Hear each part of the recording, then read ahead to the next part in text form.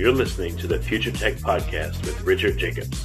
Future technologies such as artificial intelligence, stem cells, 3D printing, gene editing, Bitcoin, blockchain, the microbiome, quantum computing, virtual reality, and exploring space are much closer than you might think.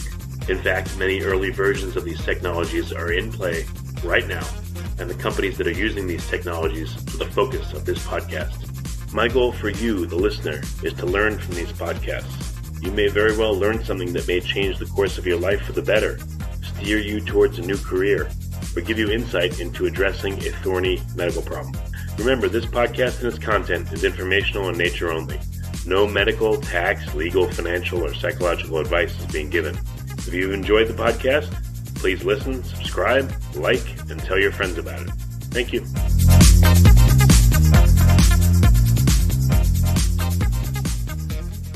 So the first one I did was Jay Wesley Richards. This was a new series I want to do on religion, religions from around the world. So the big takeaway from speaking to Jay Richards is that, first of all, he's very gracious, very well-spoken. But the thing I got from him is that there are thousands of different types of religions. And within a religion like Christianity, there's Protestant, there's Methodist, there's Baptist, there's so many, and there's literally probably thousands according to him. And what I realized is that religion it's very similar to any interaction amongst people. He said that the people that are of the same faith in the same subsection of the same faith will tend to argue more than maybe people of different faiths completely. And this makes sense. So I realized, literally your congregation, the church you go to, if you go, can have one version of your faith, and then someone that's the same sect, let's say you're Presbyterian and so are they go to a different church in a different state or a different city, they actually may think differently enough to you that you'll argue with them. Supposed to be the same faith, supposed to be the same specific type of faith, but there's definitely, so what I've realized, with everything, religion can happen on many, many levels. There's, again, within your particular church, even within your particular family, within your own self, but again, expanding outwards, within your own self, within your family, then within your church, then amongst other churches of the same faith, then your faith in general, your faith in different countries, other faiths, no faith. It's amazing to see that continuum of change. Hello, this is Richard Jacobs, and I have a co-host for this new podcast series. It's going to be on the various religions of the world. My co-host is Greg Roller, and our guest today is Jay Wesley Richards, very nice guy that I've spoken to about one of the books that he's written called Eat, Fast, Feast. But we're going to be talking instead about his faith and how that faith has evolved over his life. He's a research assistant professor in the Busch School of Business at the Catholic University of America, a senior fellow at the Discovery Institute, and executive director of The Stream. And again, this series will be about the different faiths of the world and the people that are of those faiths and how those faiths in their personal lives have evolved and what the consequence of that is. So, Jay, thanks for coming. How are you doing? Hey, great. Thanks for having me on. Yeah. Good to have you. Glad to be here with you. Yeah, Jay, if you wouldn't mind, you were saying offline before you started that you're currently of the Catholic faith, but you're a convert. Could you give me a little bit of background of the role faith has played in your life and where you converted from, and we'll ask about why? Yeah, absolutely. I was actually born and raised in a Presbyterian church, so I've been, more or less Christian my whole life. I was a fairly active churchgoer, but I grew up in Texas in the 70s and 80s, and at the time that, that's sort of the demographic. I mean, the city where I lived, almost everyone was either Baptist Church of Christ or Catholic, and then the sort of remainder mostly Protestant. I think I had two Jewish friends in my high school, so it was 99% Christian effectively where I grew up. But I got off to college, went to a small liberal arts school that wasn't, it maybe had a Christian background, but certainly wasn't by the time I got there, and very quickly realized, I more or less took this stuff for granted when I was growing up, and I wasn't sure that I honestly believed it. But interestingly, somebody had given me a set of books by C.S. Lewis, the famous author of the Chronicles of Narnia. But a lot of people may know him from that. They don't know that he also wrote a lot of books on Christian apologetics. And so over the course of my first couple of years in college, I thought, okay, I need to really step back and see if there's reason to believe any of this stuff. And Lewis was the first one that really convinced me that believing in God is intellectually respectable, I guess is the way I'd put it now. But that was sort of my worry at the time. It's not like I knew a lot of great philosophical arguments against the existence of God. I just wasn't sure that I should just simply trust what I had been told. And Lewis convinced me that no, they're good and serious arguments, not only for the existence of a God, that is a sort of a transcendent creator of everything, but that there's good reason to believe the basic claims of Christianity. And so that was hugely important for me. And I think is why that I remained a Christian, though I was Protestant for a long time. In fact, this was the first half of my adult career. I was a Protestant, still basically a Presbyterian. And through a kind of long course of events, I started thinking, well, Protestantism is effectively 500 years old. Christianity is 2,000 years old. I've never really looked at the claims, say, of Catholics who, in many ways, I think have the claim to be anchored in the early church and early church practice. So I'm actually a philosopher. So I actually opened up a Word document, made a list of Catholic doctrines that I thought as a Protestant were problematic, and thought I'm just going to study these really carefully, and I'll read the best arguments for and against them. Was not planning on becoming Catholic at all at the time. But I honestly, frankly, I found the Catholic arguments better once I actually was in a position to look at it. And so I've been Catholic now for about 11 years. Okay. And then, again, I'm coming from a place of not knowing you, but to you, what are the fundamental differences between Catholicism and, being Presbyterian? What were the maybe one or two or three arguments that really swayed you? Yeah, I mean, there's a big one in Protestants. There's a Protestant idea called sola scriptura, which is scripture alone. And so the claim is that everything that we need to know about our faith and need to believe is in the text of Scripture, that is in the Bible, or as Christians say, in the Old and New Testament. But I knew, for having studied theology and philosophy, that the Protestant Bible actually has 7 fewer books than the Catholic and Orthodox Bible, and that's a result of the Reformation, where Martin Luther said, okay, these 7 of these books, in fact, he wanted even more to be out of the Bible. And so I thought I'm going to actually look at the kind of history of so-called canonization. That is, why did we decide that these particular books are in the Bible? And the first thing I realized is that, of course, there's nowhere in the Bible that tells you what's in the Bible. So you end up having to trust the judgment of the early church. It turns out the Bible wasn't even canonized until the 4th century AD. And so already if you're a Protestant, you're trusting the early church, you're trusting, frankly, a bunch of Catholics to have decided what was actually in Scripture. That's not in Scripture. And so there's a kind of logical problem if you say everything you should believe in the faith must be in the Bible. Well, the Bible itself doesn't tell you what's in the Bible. So you end up having to trust the judgment of the early church. And this conforms to the Catholic view, which is that Jesus didn't initially give us a Bible. He promised the Holy Spirit, and he promised a church. And then that church collected and used its judgment to decide, okay, what was consistent with that practice. Well, that's the Catholic view, that the Bible is the Word of God, but it is embedded in a tradition that's been given to us. And there's this, doesn't mean everything in tradition is a good thing, but there's this sacred tradition been passed down. So that was the biggie. The sort of big issue that really sort of made me realize, gosh, there may be some good arguments for Catholics. The second one was the doctrine of the real presence, which is, again, this is really hard to kind of get your mind around if you're not already kind of into theology, but there's this debate among Christians about what exactly happens in communion. What's the significance told us to eat bread and drink wine and this ceremony to remember him. But if you look carefully at the New Testament, it's say John 6, and what all the early church fathers said, they believed that in a mysterious way, God makes himself bodily present to us, so that the bread and the wine actually become mysteriously the body and blood of Christ, though staying under the appearance of bread and wine. And then he makes himself available to us, and this is the way in which he justifies and sanctifies very beings. And so this was a tough issue, because for Protestants generally say, it's just a kind of symbolic language. It's very, very difficult to justify that. If you look at the way that the church always understood the claims, and if you look at the actual of Jesus. And so this is a problem that would only come up if you're already a Christian. So you're already a Christian and you're trying to say, okay, what did Jesus actually say? And what did all Christians that were near him, what did they actually believe?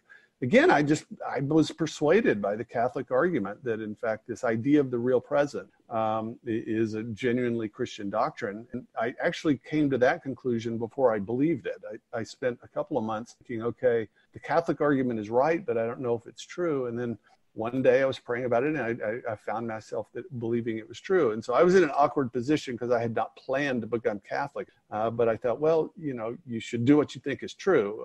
At the time, it was somewhat inconvenient, but that was essentially it. It was essentially a kind of a weighing of these doctrinal disputes and trying to do it carefully, and then trying to be intellectually honest. And I just said, gosh, once I've read this, I can't help but find the Catholic arguments persuasive. All right. Well, Greg, do you have a question at this point? If not, I have a lot of questions. Yeah, actually, I think there are a couple aspects of this we could go into, and I think it's fascinating that you move from Protestantism to Catholicism, because I've met a number of people. That seems to be a trend now. That I would say it's not a huge trend, but I've run into a lot of that. And I think people who've grown up Baptist and have, lived their entire lives as Baptist, and then middle age or at some time, in their 30s or 40s or 50s, make this decision that they feel called to the Catholic Church. So I guess one of the questions I do want to raise, and I don't know if you want to get into this or not, we can skip over this, is the notion of papal authority, and where does that fit in? I mean, as I'm sure you're aware, historically, one of the things that the Protestants were protesting was the abuses of papal authority, right, and how that had in many ways corrupted the faith, the institutional church. And so how have you reconciled that? And then where would you come down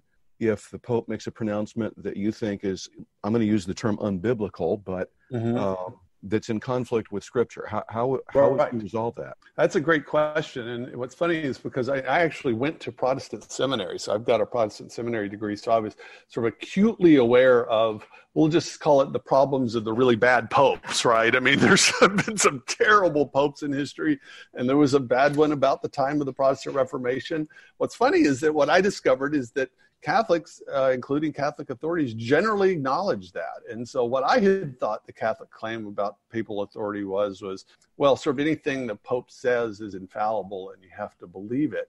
It turns out the doctrine of papal infallibility is really, really narrowly construed. So basically, Catholics believe that the Holy Spirit will protect the Pope from teaching direct doctrinal error when he's sort of seated in his seat teaching doctrine. So that doesn't mean that everything the Pope says is true. It doesn't even necessarily mean that he's a good guy. And it's really a part of this package that, Christ set up a visible church and an authority that's represented by the seat of Peter. So Peter being the first Pope of Rome, there's a succession plan essentially. In the same way that you could have a hereditary monarchy give you a succession plan, it doesn't guarantee you that every good guy. And in fact, Peter, the first Pope, actually denied Christ 3 times when Christ was on earth.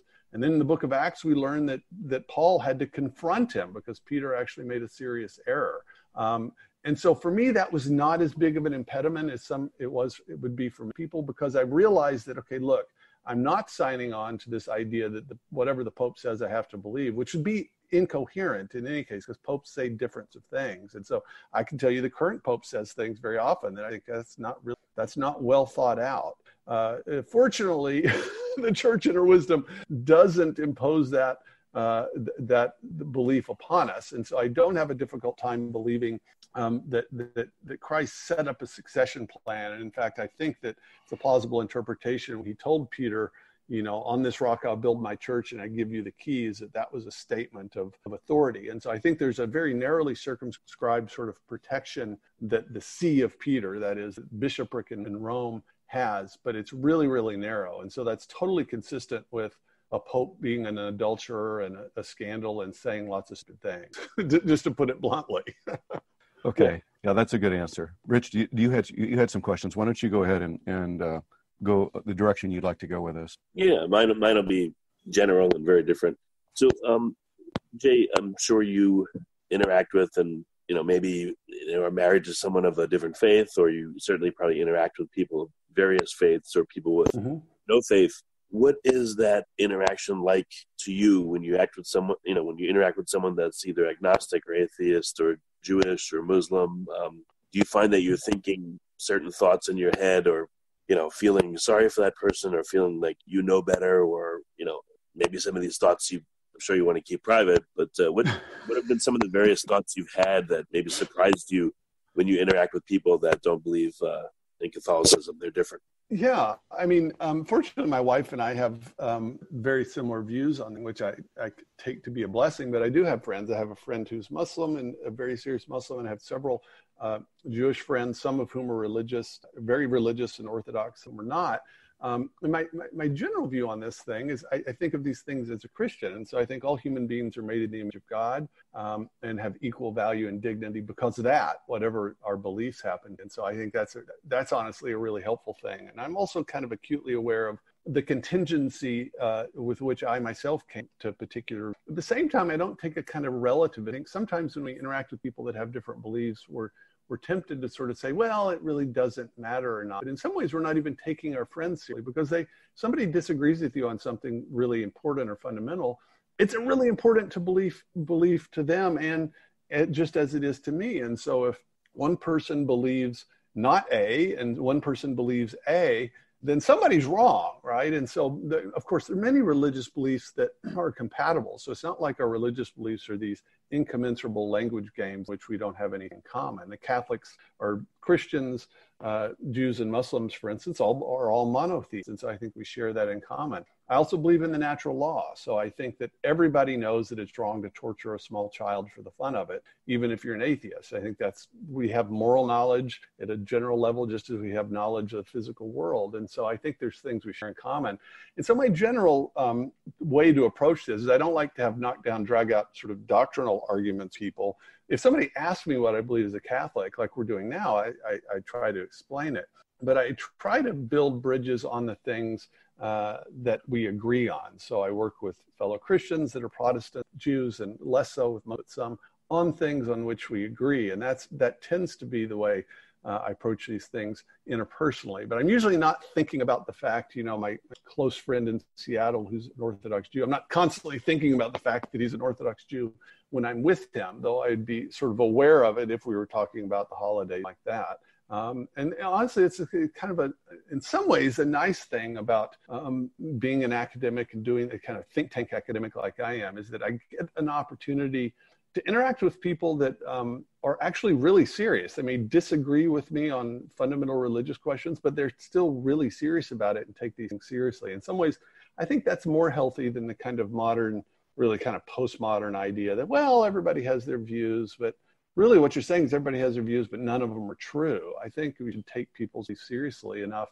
to say, look, if they're right, I'm wrong, at least about those points on which we disagree. Yeah, this is a question I'll probably ask every guest, but, I think at this moment, let's say there's a billion Muslims, and they're probably mostly great people, and they have their faith, and their faith is strong, and they believe one thing, and at the same time, there's millions of Jews, they believe something else. At the same time, there's millions of Christians, etc. Why would this be so? And what do you learn from that? What do you take from that? But why do you think that this would be the case, that different people live with different beliefs? Everyone seems to be doing okay. And how can this be? How can there not be one that's right or wrong? Well, I mean, I think that, of course, it's an initial struggle if you believe something strongly and you meet someone that seems to have moral integrity and is serious, and they disagree with you. And so that creates, in philosophy, this is called the kind of problem of moral luck. It's sort of the awareness that, gosh, if I had been raised in Saudi Arabia, I would probably be Muslim. And so that should be a struggle, and it should humble us enough to sort of say, okay, I want to analyze what it is I believe and assess it. On the other hand, it doesn't follow that no one's right. Just because 5 people disagree, for instance, over a math problem, it doesn't mean there's not one right answer. And so I think the problem is, as you said, why would it be that, let's say there is a God and he has a particular characteristics, why would there be this kind of diversity? And so I can only explain it as a Christian, is that I think the world is good as created, and I think God is knowable. I also think that we're fallen, and so our reason and our capacity to apprehend the truth is partially fractured, and so we struggle with that.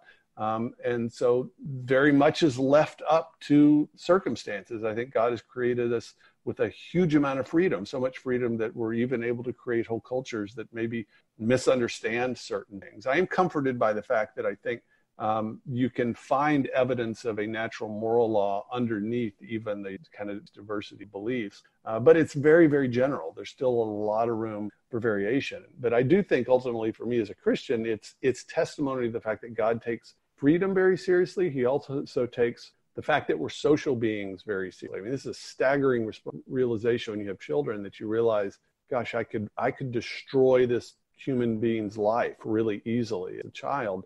But I think that's evidence that God, he wanted to create us as individuals in his image, and he also wanted to create us as social beings in which we have a huge amount of responsibility for each other, but also this amazing ability to influence other people for good or for ill.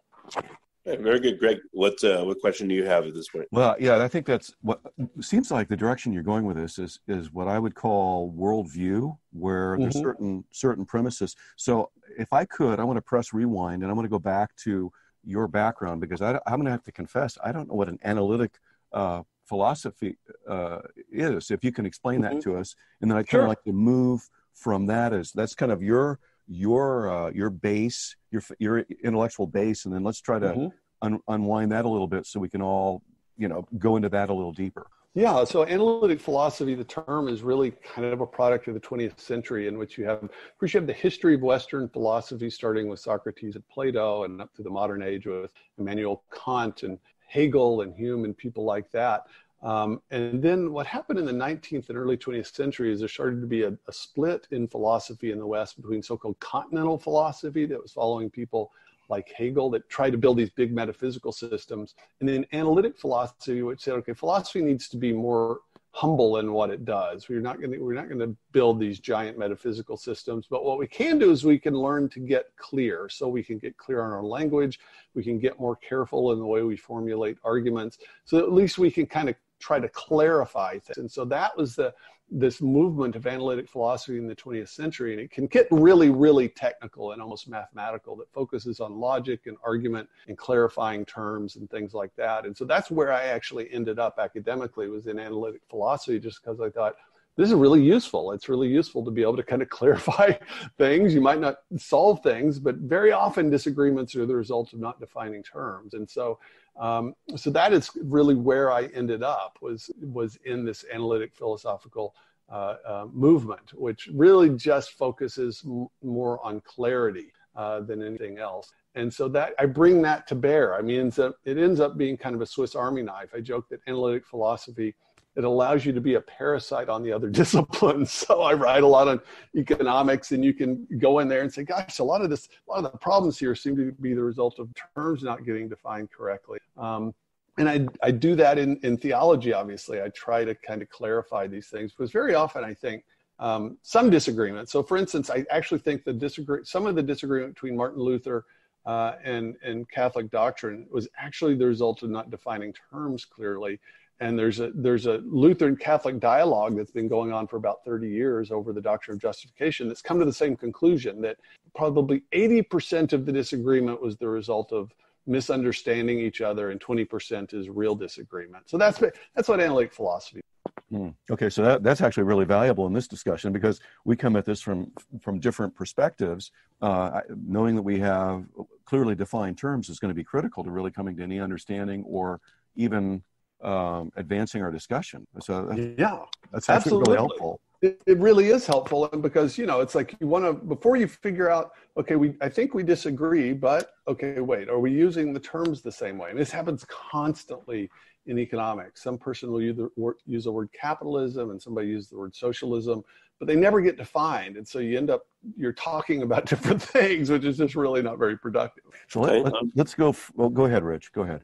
Yeah, well, this is a real basic question, but how many different sects of Catholicism and Christianity are there? I mean, there's Baptist, Presbyterian. Oh, yeah, it's a great question. And in fact, I've tried to figure this out myself because there's what I think is a myth, which is that there are 35,000 Protestant denominations, and I don't actually think that's true. I mean, there's one Roman Catholicism. So there's the Roman Rite Catholic Church with its head in Rome, in the Vatican, but the Roman Rite is actually not the only one within the Catholic Church. There's also Eastern Rite traditions that are in communion with Rome. And so the benefit there is that you have this kind of visible subunity, diversity between. And then you've got some of the Eastern churches that are not in communion with Rome, that are mostly nationally, so Greek Orthodox, Russian, and so forth.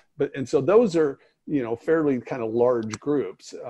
But among Protestants, I mean, Protestantism kind of by its very nature, it tends to be fragmented. And so I do think plausibly we could say there are 5,000 individual Protestant institutions, if you were to sort of count them up in a fair way. But that doesn't mean there's 5,000 different doctrinal systems. I mean, you could join those together in about 3 or 4 major traditions in Protestant. I guess every church is different in a way. If you attend any church for a period of months or years, you're going to, I guess, drift or have your own flavor of whatever sect you're in anyway. So I guess there's hundreds of thousands or millions of variations anyway.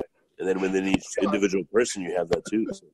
That's true. I mean, because that's sort of pushing it to the extreme, but everybody has some kind of slight variation, and so if you wanted to sort of maximize it, you could say, well, every individual congregation is different. But if you sort of focus just at the kind of official institutional level and individual denomination, hundreds or 1,000, but I think you could actually you could count Protestant traditions. There's the Anglican tradition, then there's the Methodist, and then there's the Lutherans and the Calvinists or Reformed, and then Anabaptist and Pentecostal. Those are kind of the big groups. And I would say all those thousands of Protestant denominations fall within one of those 6 or so major churches. Yeah. How do you think people feel and react when they interact with someone in their own congregation, or they interact with someone that's also, let's say, a Catholic, or then they interact with someone that is a Methodist, or then they interact then with someone that's a completely different religion or no religion at all? I guess I'm realizing there's all these levels of association, and I'm sure we're all like that. I don't know how we'd characterize it, but I wonder if you've ever thought about that. What's funny is there's this great line from, I think it's from Freud. It's attributed to Freud, this idea of the narcissism of small differences. And the idea is that, you fight a lot more with your siblings than you do with people that live one city over that you hardly know, precisely because you have so much in common. And I found that to be true as well. In some ways, like if I am talking to a Muslim, that I work with, I don't know that much about Muslim theology. And so in some ways, we're not going to be able to get into highly refined disputes over doctrine. Whereas a fellow Catholic, let's say a fellow Orthodox Catholic that takes the faith very seriously, you can get in these knockdown, drag-out arguments over just the precise way the liturgy ought to look. I mean, I've seen these arguments and try to avoid them myself, but they're actually fairly intense. And the same thing with Protestants can get in these really narrow arguments in some ways because we feel so passionately, we know so much about it. And so that's the sort of irony, is that very often the really nasty arguments take place between people that otherwise share a whole lot in common. And that's sort of the irony that people sort of outside the community might not realize, is that people are actually really close, but then differ by 1%. They'll spend an inordinate amount of time on that 1% that they disagree on rather than 99% that they do. I think it's just like families fighting, or people that seem to be very close fighting more than people that are very different. So it's just funny that there's an analog there. But Greg, Yeah, I guess if we could, I'd like to back up to maybe a higher, kind of a 30,000 foot level. And Jake, could you just talk a little bit about, again, kind of going back to this idea of a worldview, what are the distinctives of the Christian faith that you see, and that you, and how you would contrast that with the rest of the different faith traditions? Yeah, I mean, definitely. I mean, monotheism is the big division that I think distinguishes Christians, Jews, and Muslims from other religious traditions, with the exception there's actually a branch of Hinduism that is more or less monotheistic. But that's the kind of, I think, the sort of big divide. Is the world the result of, is it eternal? Has it always existed? Or did it come into existence sometime in the finite past? Is it self-existent? That is, doesn't need to be explained because it's the fundamental reality? Or is the cosmos the result of a free creation, a choice of a personal God? That's kind of the biggest worldview question I think you can ask. If the universe, does it depend on a choice? And so it's the result of a personal decision, or is it's self-existing and maybe impersonal? And so you're going to end up either a materialist or a pantheist if you say, well, the universe is self-existent. You're going to end up a theist, that is a monotheist, if you think, no, God is the fundamental reality. He creates everything else that is. So that's, I think, the biggest kind of worldview difference. And so then let's say you end up on the theist side. So maybe you think the evidence of order and design and purpose in the universe is good. Maybe you know something about Big Bang cosmology and you know the universe isn't eternal. So you think, okay, it needs something else to explain itself. You end up a theist, let's say. Then you're going to have to decide, okay, look, what about these differences between Judaism and Christianity and Islam? And so I think really to get space between those, you end up having to look at historical things. I don't think you're going to figure out, you're not going to be able to decide between, say, Islam and Christianity by studying astronomy, right? It's going to be these kind of historical questions. I mean, is there a reason to believe the claims of the New Testament, for instance? And as the Apostle Paul says in the New Testament, he said, if Christ has been not raised, then our faith is in vain. In other words, if God didn't actually raise Jesus from the dead, then that basic claim of Christianity is false. And so you end up having to kind of look at these historical things. And that's in some ways, both the irony, the strength and the weakness of Judaism, Christianity, and Islam is we make very specific historical claims. They're not just these kind of broad metaphysical claims, but we're claiming that God did particular things in history. And so I think in principle, our faiths are implicated by both things that could be discovered in natural science and that could be discovered in history or even in archaeology. I mean, if we found the bones of Jesus, for instance, and it was decisive, I think that would just devastate Christianity. But I think it's the reality of the faith. Absolutely. Yeah, that would be the end of the Christian faith as we know it. Yeah. I mean, that's what Easter, or actually what Protestants would call Resurrection Sunday, the celebration of him being raised from the dead, that he is alive. And if he's not alive, then everything else, it's like dominoes. It all just collapses. It really does. I mean, there's secondary beliefs, but that's just absolutely fundamental for Christianity. Well, you obviously have made that choice. What is the reason that you have chosen that? For example, the faith claims around the resurrection. What's the evidence that persuaded you that really happened? Well, that was really, I mean, honestly, it was C.S. Lewis initially. I mean, at a kind of popular level, his book, Mere Christianity and Miracles. So I was already convinced of theism. So in other words, I believe there was a transcendent God. So in principle, if God is truly transcendent, he's not dependent upon the world. And so he sustains it and he could also act directly within it. So at a metaphysical or philosophical level, I didn't think, well, a resurrection is impossible. I think that's really important. If you're going to assess the evidence, it's like, well, if you're a materialist, resurrections aren't even possible. So it doesn't matter what the evidence is. But if you already believe that there's a God or that it's possible there's a God, then you look at the historical evidence. And so I think a resurrection is the thing that best explains the existence of the church. I think the idea that you would have a group of Jews, they're all Jews in the early church who would never, or hardcore monotheists, none of whom were expecting a Messiah that would be killed and then be raised from the dead. So this was in no one's expectation. And so it was contrary to expectation. And there's a Christian philosopher named William Lane Craig that's written detailed monographs of historical evidence for the resurrection. And so later as a graduate student in philosophy, I read him and I found the historical arguments quite persuasive. I mean, these aren't obviously mathematical deductive proofs, so you have to use evidence that's appropriate.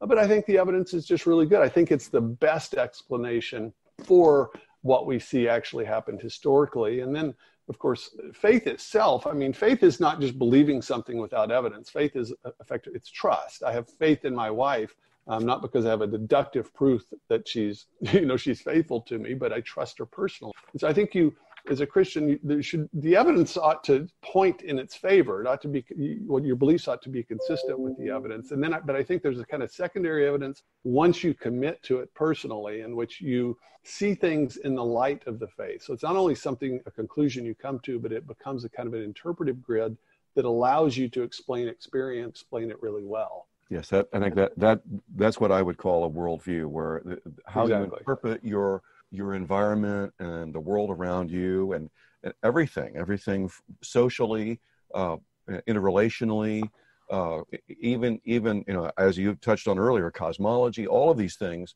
are filtered through this grid that we don't even, it's like fish who don't know that they're wet. We have a worldview that we've adopted somehow from parents, from school, from the culture. And then that becomes our grid for interpreting everything. But we all have access to the same information, the same set of facts, but how we interpret that will be completely determined by the worldview that we choose. Yeah, or I guess I would put it that I think our worldview, in some ways we don't want our fundamental assumptions just to always be buried so we're unaware of them. In fact, the fact that we're talking about this, right, is it's a process of kind of surfacing our views. But sort of ideally, I think what we want is for there to be this dialectical feedback between, say, our observations and our assumptions so that they fit, and you could also find yourself, well, maybe I've got a materialistic assumption is preventing me from entertaining certain things. That's a kind of a bad grid. I love C.S. Lewis's line that I'm just paraphrasing, but he says, I believe in Christianity as I believe in the sun, not simply because I can see it, but because by it I can see everything else. And what you'd want, if you have a good worldview, it should help explain things ideally well, and maybe even better than some of the alternatives. Yeah, I would agree. Very good. Well, guys, we're just about out of time. And I think we really lucked out with you, Jay, as a first guest. I mean, you were very well spoken. This is awesome. Thanks so much. It's good to be with you guys. It's a lot of fun. It was a great discussion. I really appreciate this time together. I really do. All right. I guess the call to action is, Jay, for people listening that want to know more about, you in particular and, the Catholic faith, what are your recommendations for? Yeah, I mean, if you want to sort of follow my work, I'm pretty active on Twitter at Dr. Jay Richards. I also run the website Stream, which is at stream.org. And I should put in a plug. It's funny because people often ask me, what's the best kind of sort of summary of the Catholic view of things? And ironically, the book Catholicism for Dummies, forget the title, it's actually a really good book if you're just curious, okay, what is the Catholic view of this or that? Catholicism for Dummies is actually a terrific book. Well, great. Well, Jay, thank you very much for coming. I appreciate it. We appreciate it. Yeah, my pleasure. Good to be with you both. Yes, thank you.